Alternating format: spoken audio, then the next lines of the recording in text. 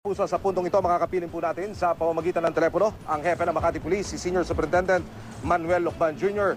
Chief, magandang hapon po. Welcome sa QRT. Magandang hapon din po sa inyo.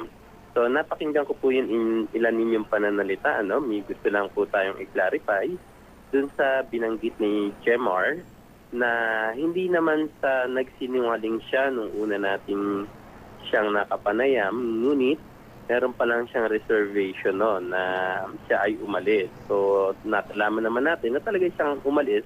Pero after about 20 minutes, bumalik din siya. Then, pangalawa, yung ating napakinggan na yung pagpapakain pala ng sili, ay ito ay sistema. Hindi ito parte ng initiation. Kung hindi katulad ito ng pagpapaamoy ng ammonia, para maalis ang hilo, ang pagpapakain naman ng sili, yung init kasi nito na sa bibig, tsaka yung init na pinapahid sa leeg, ito yung muling nakakapagpabalik buhay dun sa mga nawawala ng ulirat o na bumabagsak, nawawala ng malay. So, ito po ang naging participation na inamit ni Jemar. Clarification na iyan. Kailan niyo po balak i-file? Ito pong mga reklamo laban sa mga suspect. Sa nangyaring hazing, sir? Sa ngayon po ay kasama natin dito. Nandito po kami sa NBI kaya natapos po ang aming case conference at napagkasunduan at pagsamahin na ang aming mga ebidensya. At sa ngayon, ongoing po ang final na statement na ginagawa na lang ay yung kay Jemar na ito yung magko-collaborate sa lahat ng pangyari kasi sinasaad ngayon mismo ni Jemar na tinatanggap niya ang presensya niya dun sa pangyayari ng hazing as one of the suspects. At ito ngayon ay yung pagkakakilanlan doon sa lahat ng mga binabanggit natin suspect. Ito ngayon ang kanyang pinagtitibay.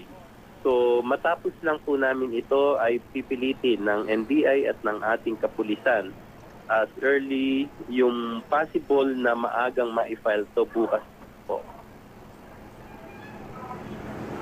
Colonel Lucban, yung iba pong mga suspect dito sa kasong ito, may lead na po ba tayo, sir? Go ahead.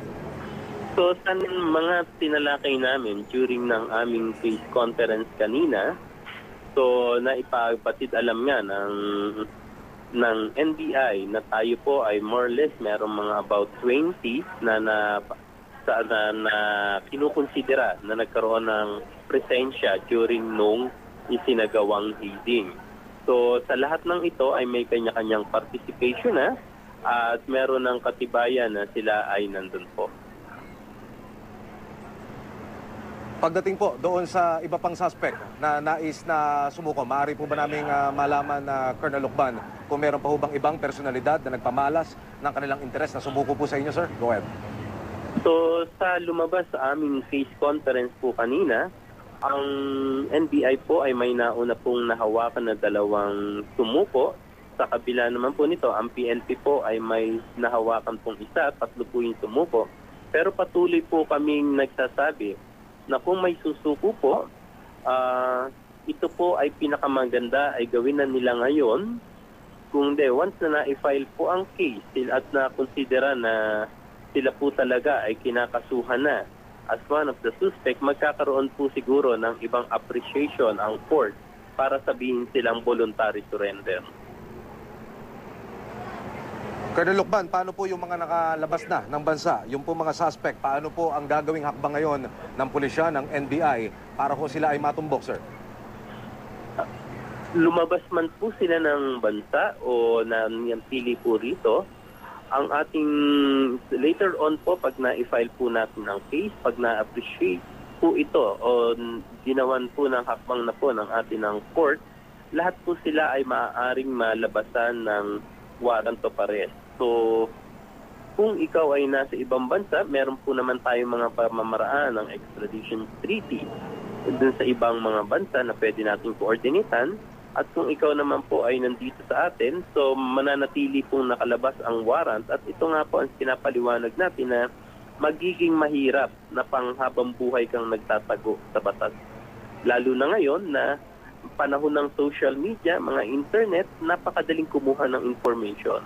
Pinakamaganda na sa kanila na mas maaga, kung may pagkakataon, bago i-file ang case, ay sumuko na po sila either po sa NBI or sa PNP para po higit na maging maganda ang kalalabasan ng masasabing mitigating circumstances para sa kanila in case na po yung sila ay mahuli nang hindi sumusuko.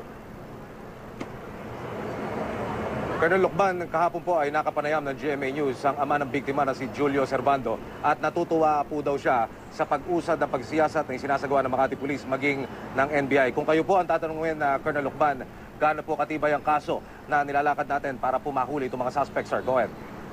Sa pagtutulungan po ng NBI at ng ating kapulisan, may pagmamalaki po natin na higit po nating napagtibay ang kaso. Sa ngayon po, kung sakaling ma-file na po natin ito at ma-issuehan ng warrant of arrest, ang ipinangako po natin dito sa ating mga biktima, patuloy po natin pag-iibayuhin ang ating trabaho para po higit na bigyang hustisya ang ating mga nabiktima dito. So nakakalungkot man sabihin sa ating mga biktima at sa ating mga suspect na siguro higit silang mahihirapan dahil both law enforcement agency ng kinikilala dito sa ating bansa ay magtutulong para sa kanila at ito ay magiging mahirap para sa kanila kung sila ay magtatago. Colonel Lucban, meron ho ba kayong panawagan dito sa iba pang mga at-large na suspect, maging po doon sa mga kababayan nating may impormasyon sa kanilang kinaroroonan? Ano po ang panawagan ng Makati Police, sir? Sa Makati Police po at ganun din naman po ang misi ng NBI, kami po ay nagtutulong sa ikalalakas ng kaso. So tayo po ay nananawagan sa mga maaari pang nakakakilala dito sa ating mga suspect na sana po bigyan po natin ng sapat na hustisya ang mga nabiktima rito. Sa parte nga nila, Mr. Servando, ang pagpa-file nila ng case ay hindi makakapagpabuhay dun sa naging biktima. Kung hindi, ito na lang sana ay advocacy. Sana sa lahat po ng nakikinig, kung nakikilala niyo yung mga suspect, tulungan po natin itong advocacy nito na itama ang mali sa mga fraternities, itama ang mali sa mga naliligaw na landas na gusto lang magkaroon ng asosasyon para ma-develop ang kanilang social awareness, namamali ang napapasukan. Pagtulong-tulungan na po natin itong baguhin, itong pamamaraan ng pagsala ng magiging miyembro ng mga kabataan natin. Mga kapuso, ang hepe ng Makati Police, si Senior Superintendent Manuel Lucban Jr. Maraming salamat po sa oras nyo. Magandang hapon po. Maraming salamat din po at mabuhay po kayo.